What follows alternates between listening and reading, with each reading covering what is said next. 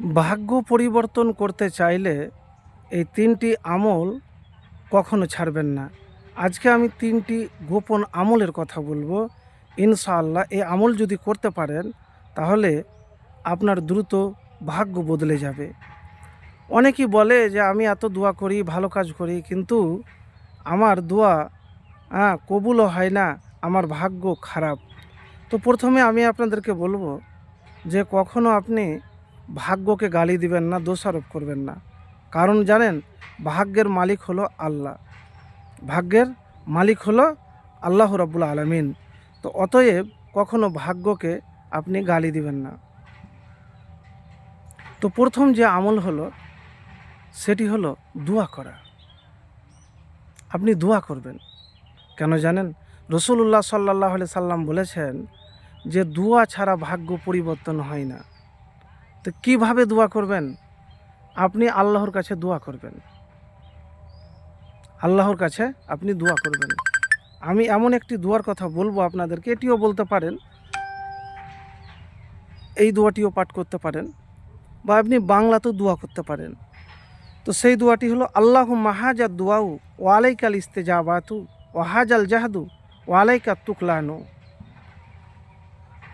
হে আল্লাহ, এটা আমার প্রার্থনা, এটা কবুল করা আপনার ইচ্ছাধীন, এটা আমার প্রচেষ্টা, এর সাফল্য আপনার উপর নির্ভরশীল। দোয়াটি আবার বলছি, আল্লাহুম্মা হাজা দুআউ ওয়া আলাইকাল ইস্তিজাবাতু ওয়া হাজাল জাহদু ওয়া আলাইকাত তুকলানু। হে আল্লাহ, এটা আমার দোয়া, এটা কবুল করা আপনার ইচ্ছাধীন, এটা আমার প্রচেষ্টা, এর সাফল্য আপনার উপর নির্ভরশীল। আব্দুল্লাহ ইবনে আব্বাস রাদিয়াল্লাহু তাআলা বলেন, আমি রাসূলুল্লাহ সাল্লাল্লাহু আলাইহি সাল্লামকে রাতের নামাজে শেষ করার পর এই দোয়া পাঠ করতে শুনেছি। তিরমিজি শরীফ 3419 নম্বর হাদিস। তো প্রিয় ভাই আমার, এই দোয়াটি আপনি ছাড়বেন না, এই দোয়া আপনি ছাড়বেন না, বা এমনি দোয়াও করতে পারেন।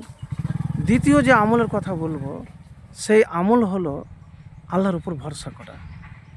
ব্যর্থ হচ্ছেন তো হন, আপনি আবার চেষ্টা করেন। কেন জানেন? ব্যর্থর পরই সফলতা আছে। ব্যর্থ হলে ছাড়বেন না, আপনি আবার কি করেন? আল্লাহ রাব্বুল আলামিনের কাছে দোয়া করেন, ভরসা রাখেন। ৩ নম্বর যে আমলের কথা বলবো সেটি হলো ইস্তেগফার করেন। মানে তওবা। যে পাপ করেছেন, যে গুনাহ করেছেন, যা করেছেন জীবনে, সেই গুনাহগুলির জন্য আল্লাহর কাছে ক্ষমা চান, চোখ দিয়ে অশ্রু ঝরান, কেঁদে কেঁদে আল্লাহর কাছে দোয়া করেন। তওবা ইস্তেগফার নিয়মিত করতে গেলে আর কিছু লাগবে না। ইস্তেগফার করতে গেলে আপনার তো গুনাহ মোচন হবে, দুনিয়ার জীবনও সুখের হবে, পরকালও সুখের হবে। কেন জানেন? ইস্তেগফার না করতে গেলে দেখেন, আল্লাহ রাব্বুল আলামিন পবিত্র, মহাপবিত্র, আর পবিত্র জিনিস ছাড়া তিনি কোনো কবুল করেন না। তা আপনি যদি পবিত্র হয়ে আল্লাহর কাছে দোয়া করতে পারেন তাহলে হতে পারে আপনার দোয়া তাড়াতাড়ি কবুল হয়ে যাবে, ভাগ্য পরিবর্তন হয়ে যাবে।